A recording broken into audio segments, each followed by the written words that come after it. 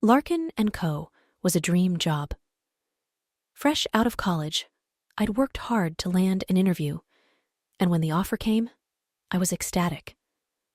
The company was well known in the industry, offering not just a promising career path, but also a significant salary. I could hardly believe my luck.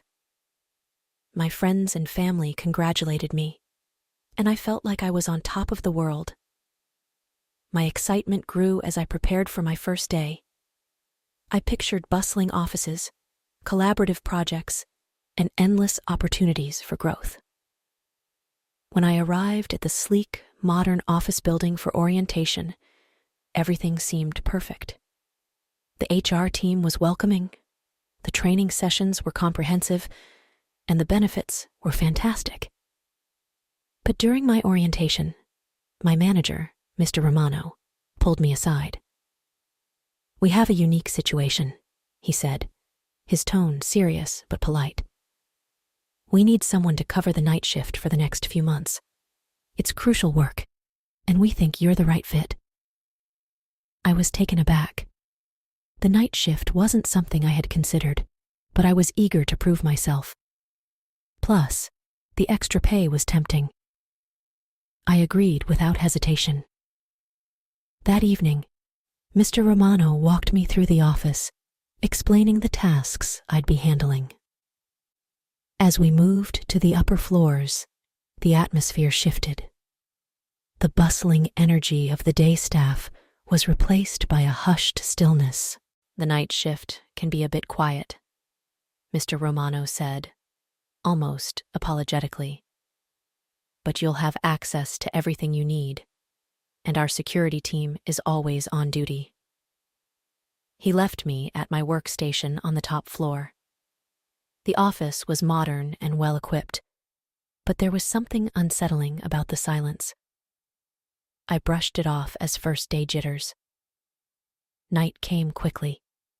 The other employees left, and the building felt enormous and empty. I logged into my computer, ready to tackle my tasks. The work was straightforward: data entry, report generation, and monitoring systems. I settled into a rhythm, comforted by the glow of my screen and the hum of the air conditioning. Around midnight, I decided to take a break. The break room was a floor below, and as I walked down the hallway, the lights seemed dimmer than before. The old building creaked and groaned, noises amplified in the emptiness. In the break room, I grabbed a coffee and sat down, trying to shake the unease creeping over me. That's when I heard it, a faint whisper. It was so soft, I thought I imagined it. I shook my head, attributing it to the wind or old pipes, and returned to my desk. As the night wore on, the whispers grew louder. They seemed to come from the walls, the floors, everywhere. I stood up, determined to find the source.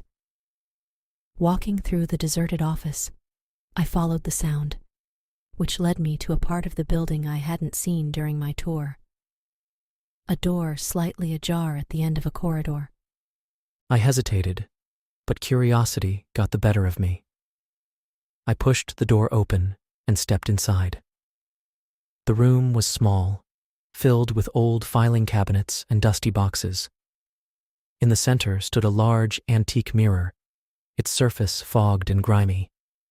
The whispers intensified, becoming a chorus of indistinct voices. I felt a chill run down my spine as I approached the mirror.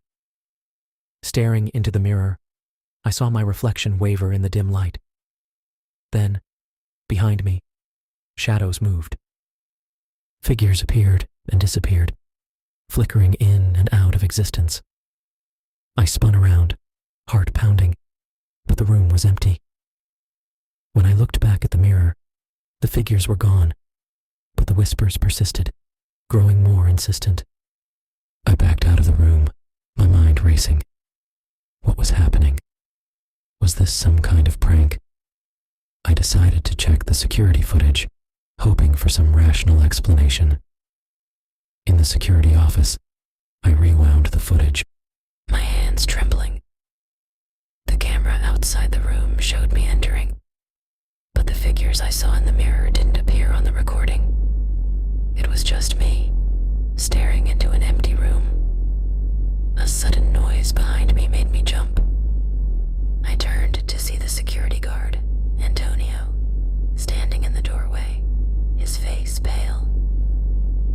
"You shouldn't be here," he said quietly. "What do you mean?" I asked, my voice shaking. Antonio hesitated, then sighed. This building, it has a history. The top floor used to be part of an old asylum. People say it's haunted. That room you found? It's where they kept the most disturbed patients. My blood ran cold. Haunted?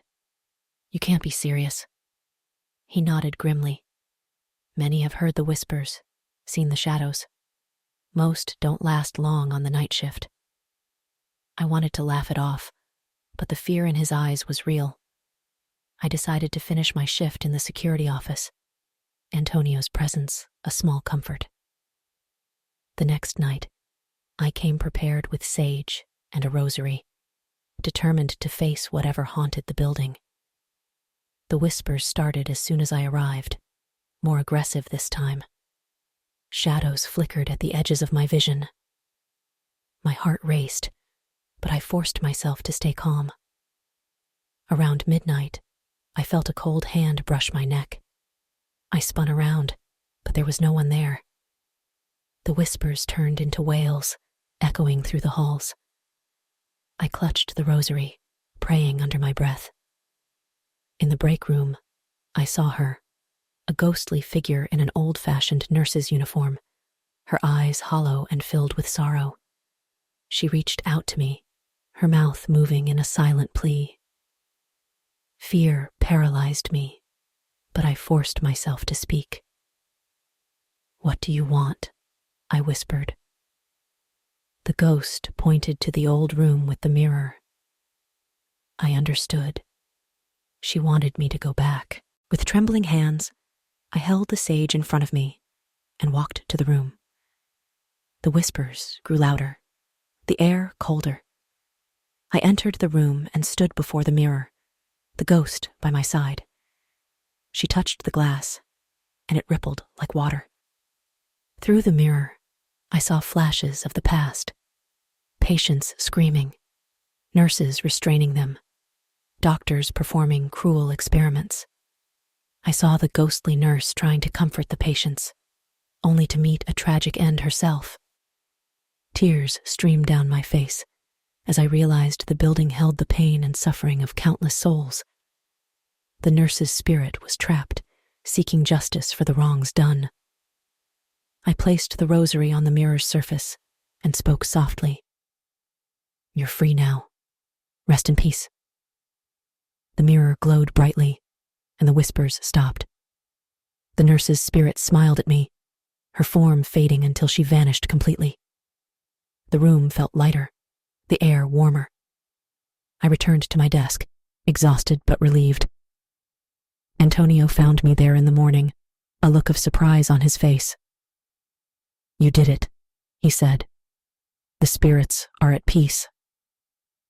I nodded, too tired to speak. The night shift was over, but the memory of what I'd experienced would stay with me forever. Larkin Encoder was no ordinary workplace, and the ghosts of its past would always linger in the shadows. But as I left the building, I couldn't shake the feeling that I was being watched. The once comforting light of dawn now seemed harsh and revealing, casting long shadows that seemed to move with a life of their own. The wind carried faint whispers, and for the briefest moment, I saw a figure standing in the top floor window, watching me leave. I tried to convince myself it was my imagination, but deep down, I knew the truth. Larkin & Co. was haunted, and though the spirits had been calmed, they were never truly gone. They would always be there, waiting, watching, whispering in the dark.